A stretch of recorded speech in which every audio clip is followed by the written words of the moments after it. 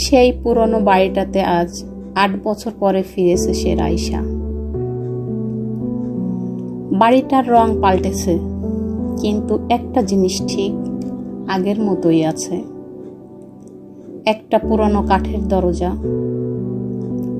যার ওপারে দাঁড়িয়ে বহু বছর আগে তাকে একদিন বিদায় নিতে হয়েছিল নীরবে, চোখের জল লুকিয়ে।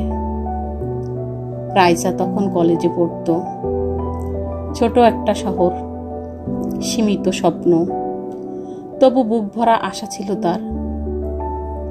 তবে সেই বাড়ির ভিতরেই ছিল কিছু মানুষ যারা বিশ্বাস করত মেয়েরা যত চুপচাপ থাকবে তত ভালো। মেয়েদের উচ্চশিক্ষা, নিজের স্বপ্ন, নিজের মতামত, এসব তাদের কাছে বেহায়াপনা ছিল। রাইসা তখন বলেছিল সে ইউনিভার্সিটিতে ভর্তি হবে।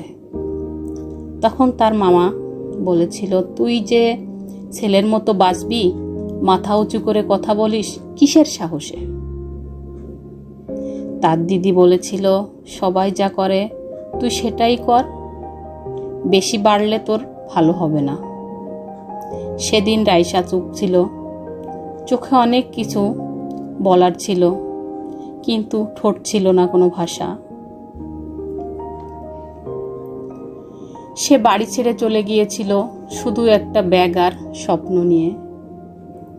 কেউ খোঁজ নেয়নি তার, কেউ জানতো না সে কোথায় থাকে, কিভাবে বেঁচে আছে, কিন্তু সে হার মানেনি। বছর খানেক আগে বাদেই সে স্কলারশিপ নিয়ে ঢাকার একটা বড় বিশ্ববিদ্যালয়ে ভর্তি হয়। ক্লাসে সবার চেয়ে সাইলেন্ট, কিন্তু পরীক্ষার হলে সবচেয়ে উজ্জ্বল। সে লেখালেখি শুরু করলো।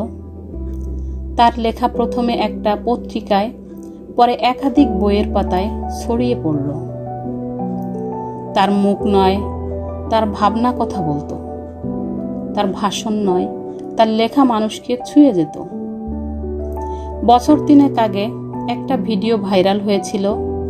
একটা মেয়ে, যার কণ্ঠে ছিল না চিৎকার, কিন্তু কথায় ছিল বর্ণিল বিপ্লব। সেই মেয়ে ছিল রাইসা। আজ অনেক বছর পর সেই পুরনো দরজার সামনে দাঁড়িয়ে সে আবার একবার তাকায়। দরজার ওপাশে এখনো হয়তো সেই মানুষগুলো আছে যাদের ভয় পেয়ে একদিন হার মেনে চলে গিয়েছিল সে। কিন্তু আজ রাইসার চোখে ভয় নেই, অপমানের বোঝা নিয়ে, শুধু একটা শান্তি, একটা আত্মমর্যাদা। সে দরজায় ঢোকে না, ভিতরেও ঢোকে না, শুধু একটা চিরকুট রেখে যায়, আমি ফিরে এসেছি। কিন্তু কেউ কিছু প্রমাণ করতে না, শুধু এই দরজাটার সামনে দাঁড়িয়ে বুঝতে এসেছি যে অপমান আমাকে ভেঙে দিতে চেয়েছিল, সেটাই আমাকে গড়ে তুলেছে। তো শেষ বার্তা হচ্ছে, সব প্রতিশোধ রাগ থেকে আসে না, কিছু প্রতিশোধ আসে নীরব শীতল সম্মানের মতো, যেখানে কিছু বলার দরকার পড়ে না, শুধু দাঁড়িয়ে থাকাই যথেষ্ট হয়ে যায়।